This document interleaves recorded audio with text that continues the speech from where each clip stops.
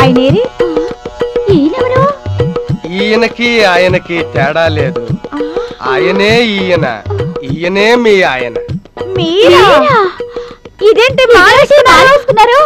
కన్యమూల గణపతి భగవానే శరణమయ్యప్ప. వేసుకోమని స్వామి చెప్పాడు, వేసుకున్నాను. ఆహా, సన్యాసానికైనా వ్రతానికైనా భార్య అనుమతి కావాలి తెలుసా? తెలిసినా తెలియకపోయినా నేనేం చేయలేను. పంబా నదియే శరణం అయ్యప్ప, 10 నెట్టంబడియే శరణం అయ్యప్ప. కళ్ళు ముళ్ళు కాలికి మెత్తాయి.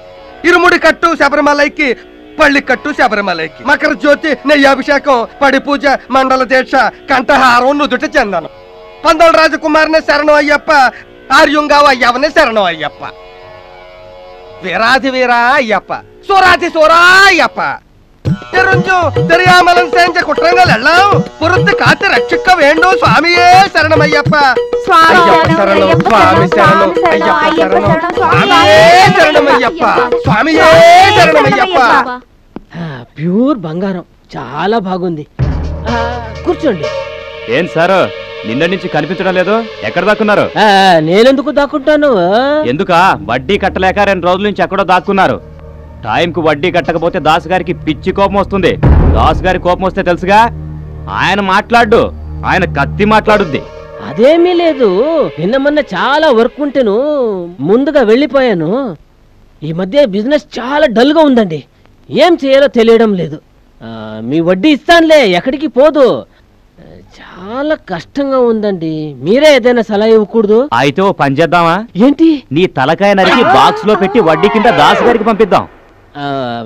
అవన్నీ ఎందుకులేండి, మీ దాసు గారి వడ్డీ చాలా ఎక్కువ అండి. నేను ఇంత అవుతుంది అనుకోలేదు. ఏ తీసుకునేప్పుడు తెలీదా వడ్డీ ఎక్కువని?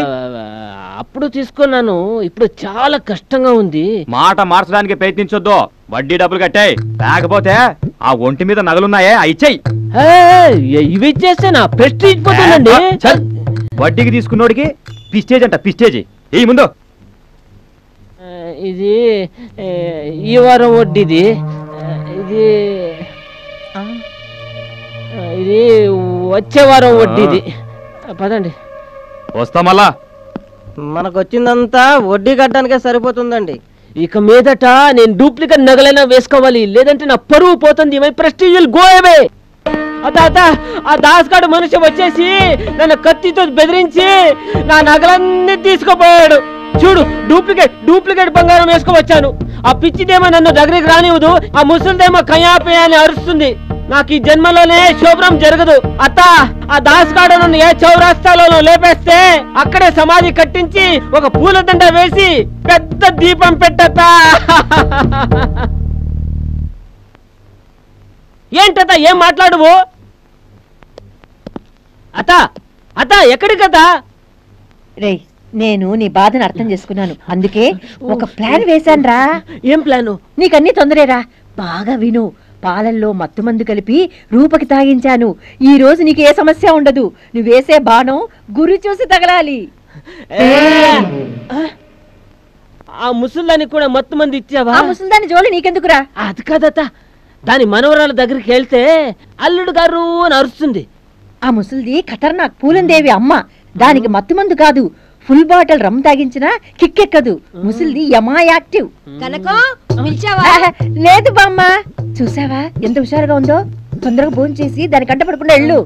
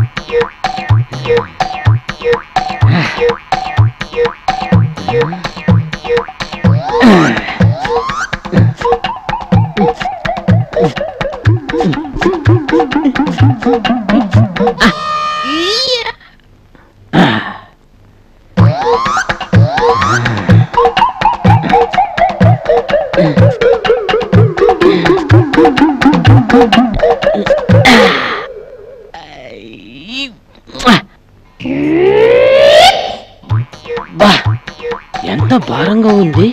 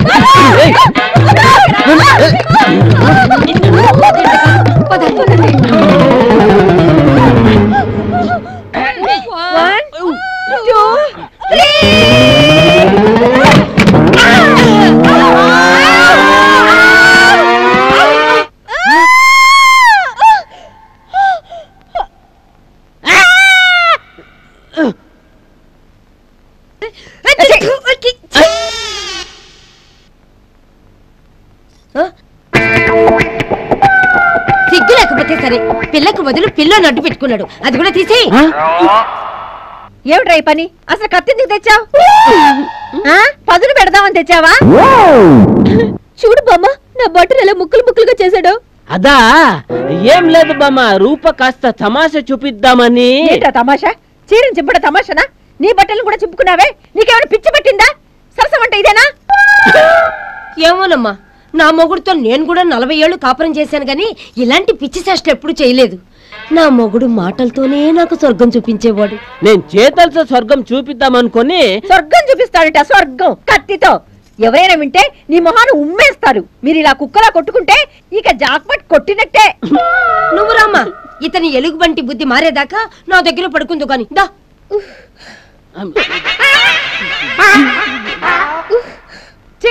ఈ ఛాన్స్ కూడా పాడు చేసావు.